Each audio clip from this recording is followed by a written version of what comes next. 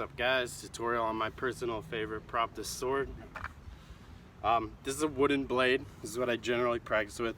I'm going to recommend not practicing with a live blade. It's just a good way to hurt yourself, and all it does is fuel your ego. So we use a wooden blade. You can use a stick or a dowel. It's kind of the beautiful thing about the sword is you can practice it very cheaply. This personal blade is Japanese style, so we're going to learn Japanese style grip for it. How you do that is this guard right here, the Tsuba. Recommended, you're going to put your thumb flush with it, wrap your hands in what's called a monkey grip. It's not a death grip, you're not trying to crush it, just bracing the blade with your fingers and keeping a very relaxed grip. Your following hand will line up thumb to that hand and wrap the bottom of the blade. It's not a baseball bat, we don't do this death grip up top.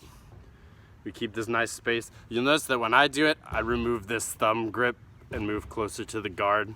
That's just my personal preference on it. The important thing is having this spacing at the bottom. Not this, but this. The reason for this is that the majority of your slashes don't come from the aggression of this hand. They come from the control of the back hand. It's not about powering through with the single hand. It's really about connecting with the back and guiding open palm. When we do sword choreography, I use something called clockwork system. What that means is if my blade is the hand of my clock, each slash represents a number: 1, 2, 3, 4, 5, 6, 7, 8, 9, 10, 11, 12. Pretty self-explanatory, but it helps us choreograph movements. So we're going to learn basic choreography for the sword. Remembering this grip, there will be two major stances we move through in this tutorial. First one being your very basic stance.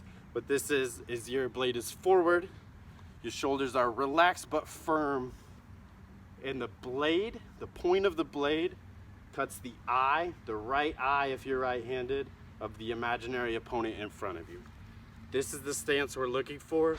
Blade's not down, blade's not too high. It's pointed directly at the eye of your opponent. The other stance we're going to work from is a movement stance in which we turn this hand, turn the whole blade over, and brace it on the back hand. The blade is still going to guide or cut the eye of your opponent. It's going to be parallel to your feet as opposed to this diagonal split.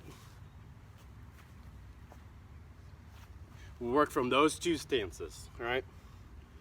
We're gonna start in our neutral stance. Blade splits the eye. The first slash we're gonna make is at 2 o'clock. Across the body, you can step with this one, 2. Once we've made our 2 o'clock cut, we're coming back at 9. 2, 9. On our 9 o'clock, we're going to recover halfway, 2, 9, and come into an 11 o'clock slash. So we're not cutting all the way through on our 9. We're doing a full 2, half 9, finishing on the 11. Once we've done that, we're going to move into our movement stance. 2, 9, 11, turn the blade, point up. From this point, we're coming back on our 11, then we're doing a 3, then we're doing a 9, and we're going to release. So that pattern from here, 11, 3, 9. Slower. From here, 11, 3, 9. We're going to link those together, and that will be our basic choreography for today. Neutral stance, 2, 9, 11, turn, 11, 3, 9.